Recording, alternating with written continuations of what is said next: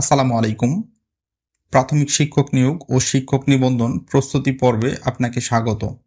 আজকের প্রস্তুতির বিষয় বাংলা। বাংলা থেকে প্রাথমিক শিক্ষক নিয়োগ ও শিক্ষক নিবন্ধন পরীক্ষার জন্য সবচেয়ে গুরুত্বপূর্ণ প্রশ্নগুলো ব্যাখ্যা সহকারে উপস্থাপন করা হয়েছে।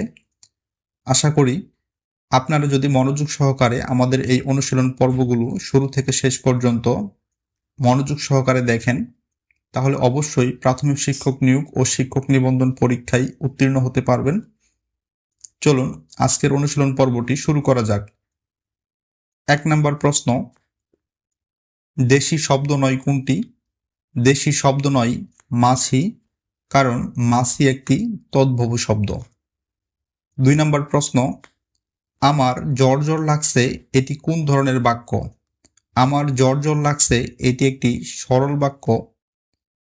গঠন অনুসারে বাক্য ৩ প্রকার: সরল বাক্য, জটিল বাক্য এবং যৌগিক বাক্য। ৩ নম্বর প্রশ্ন, সারাংশ কোন পুরুষে লিখতে হয়? সারাংশ প্রথম পুরুষে লিখতে হয়। পুরুষ হচ্ছে ৩ প্রকার: উত্তম পুরুষ, মধ্যম পুরুষ এবং নাম পুরুষ। আপনাকে অবশ্যই জানতে হবে উত্তম পুরুষ কাদেরকে বলা হয়, মধ্যম পুরুষ কাদেরকে বলা হয় এবং নাম পুরুষ কাদেরকে বলা হয়। ৪ নম্বর প্রশ্ন, আমরা সবাই রাজা আমাদের এই রাজার রাজত্বে এই গানে কোন ভাব প্রকাশ পেয়েছে? এই গানে দায়িত্ববোধ এই ভাবটি প্রকাশ পেয়েছে। এই গানটি রচনা করেন রবীন্দ্রনাথ ঠাকুর। ৫ নম্বর প্রশ্ন, বন্ধন শব্দের সঠিক অক্ষরবিন্যাস নিচের কোনটি? বন্ধন শব্দের সঠিক অক্ষরবিন্যাস বন যোগ ধন। ৬ নম্বর প্রশ্ন, উদাত্ত পৃথিবী কাব্যগ্রন্থের রচয়িতাকে? উদাত্ত পৃথিবী কাব্যগ্রন্থের রচয়িতা বেগম সুফিয়া কামাল। বেগম সুফিয়া কামাল জন্মগ্রহণ করে ২০ জুন ১৯১১ সালে এবং মৃত্যুবরণ করে ২০ নভেম্বর ১৯৯৯ সালে। বেগম সুফিয়া কামালের অন্যান্য কাব্যগ্রন্থগুলো হল সাজের মায়া, মায়া কাজল, মন ও জীবন, প্রশস্তি ও প্রার্থনা, দিওয়ান, অভিযাত্রী, মৃত্তিকার গান এবং মোর জাদুদের সমাধি পড়ে।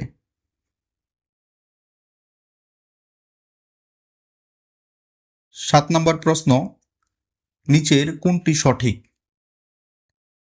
মহাশ্মশান এইটি দেওয়া হয়েছে এখানে নাটক, এটি ভুল, কারণ মহাশ্মশান একটি মহাকাব্য, লিখেছেন কায়কোবাদ। সুজন বদিয়ার ঘাট এইখানে লেখা হয়েছে উপন্যাস, এটি ভুল, কারণ সুজন বদিয়ার ঘাট একটি কাব্যগ্রন্থ, লিখেছেন জসিমউদ্দিন। কাদো নদী কাদো এইখানে দেওয়া হয়েছে এটি একটি কাব্য, এটিও ভুল, কারণ কাদো নদী কাদো এটি একটি উপন্যাস, এই উপন্যাসটি লিখেছেন সৈয়দ ওয়ালিউল্লাহ। সবশেষ বহিবীর এটি একটি নাটক, এটি সঠিক, এই নাটকটি লিখেছেন সৈয়দ ওয়ালিউল্লাহ। ৮ নম্বর প্রশ্ন, হর্ষণ শব্দের অর্থ কি? হর্ষণ শব্দের অর্থ আনন্দ। ৯ নম্বর প্রশ্ন, মৃন্ময়ী রবীন্দ্রনাথ ঠাকুরের কোন ছোট গল্পের নায়িকা? মৃন্ময়ী রবীন্দ্রনাথ ঠাকুরের সমাপ্তি ছোট গল্পের নায়িকা। আপনাকে আরও জানতে হবে সমাপ্তি ছোট গল্পের নায়ক হচ্ছে অপূর্ব। অন্যদিকে দেনা পাওনা ছোট গল্পের নায়িকা নীরু। পোস্টমাস্টার গল্পের বালিকা চরিত্র রতন এবং মধ্যবর্তনী গল্পের নায়িকা হরসুন্দরী ও শৈলবালা এবং নায়ক হচ্ছে নিবারণ।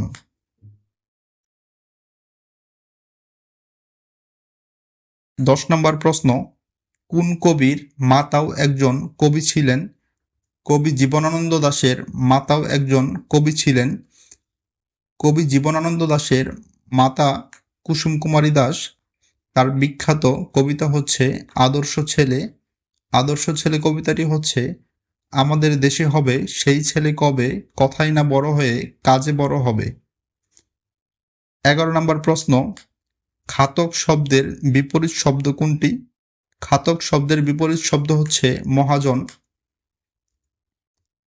12 নম্বর প্রশ্ন, মুষলধারে বৃষ্টি পড়ছে, এখানে বৃষ্টি শব্দটি কোন কর্তা?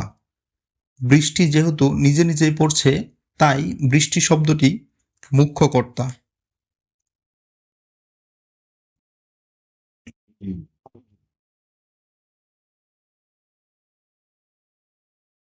13 নম্বর প্রশ্ন, নিমরাজি শব্দে নিম উপসর্গটি কোন ধরনের উপসর্গ?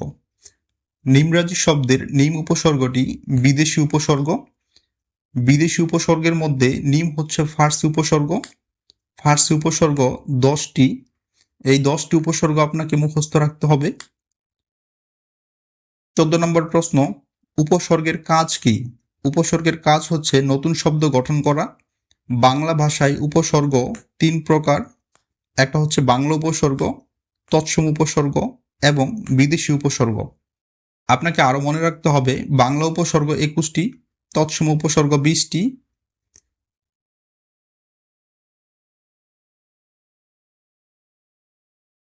15 নম্বর প্রশ্ন, বাংলা মুদ্রাক্ষরের জনক বলা হয় কাকে?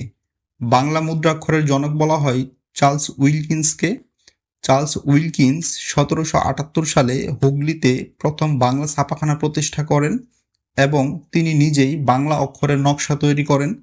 তবে তার নির্দেশনা অনুযায়ী পরবর্তীতে পঞ্চানন কর্মকার বাংলা অক্ষর খোদাই করেন। 16 নম্বর প্রশ্ন, দুটি বাক্যের মধ্যে অর্থের সম্বন্ধ থাকলে কোন বিরাম চিহ্ন বসে? দুটি বাক্যের মধ্যে অর্থের সম্বন্ধ থাকলে সেমিকোলন বসে। 17 নম্বর প্রশ্ন, মুক্তি পেতে ইচ্ছুক এক কথায় কি বলা হয়? মুক্তি পেতে ইচ্ছুক এক কথায় বলা হয় মুমুক্ষু। এইটার পাশাপাশি আপনাকে মুমুক্ষু বানানটা মুখস্থ রাখতে হবে। 18 নম্বর প্রশ্ন, নিচের কোনটি শরৎ সাহিত্যের চরিত্র নয়? নিচের সুরবালা এই চরিত্রটি শরৎ সাহিত্যের চরিত্র নয়, কারণ সুরবালা চরিত্রটি এক রাত্রি গল্পের চরিত্র। এক রাত্রি গল্পটি লিখেছেন রবীন্দ্রনাথ ঠাকুর।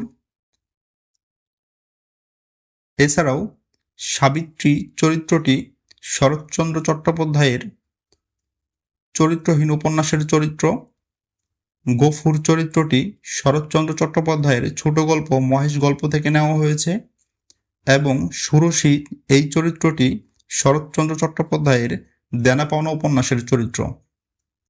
19 নম্বর প্রশ্ন, একে কি বলে সভ্যতা এটি মধুসূদন দত্তের কি জাতীয় রচনা? এটি মধুসূদন দত্তের একটি প্রহসন। 20 নম্বর প্রশ্ন, কি হেতু এসেছ তুমি কহ বিস্তারিয়া? এইখানে হেতু অনুসর্গটি কি অর্থ প্রকাশ করেছে? এইখানে হেতু অনুসর্গটি নিমিত্তার্থে প্রকাশ করেছে। বাংলা ভাষায় যে অব্যয় শব্দগুলো কখনো স্বাধীন পদরূপে আবার কখনো শব্দ বিভক্তির ন্যায় বাক্যে ব্যবহৃত হয়ে বাক্যের অর্থ প্রকাশে সাহায্য করে, সেগুলোকে বলা হয় অনুসর্গ। সুতরাং কি হেতু এসেছ তুমি কহ বিস্তারিয়া, এখানে হেতু এই অনুসর্গটি নিমিত্ত অর্থে প্রকাশ করা হয়েছে। আজকের অনুশীলন পর্বটি এই পর্যন্তই। আপনি যদি আমাদের কোনো অনুশীলন পর্ব মিস করতে না চান, তাহলে এখন ভিডিওটি লাইক করে চ্যানেলটি সাবস্ক্রাইব করে দিন। ধন্যবাদ।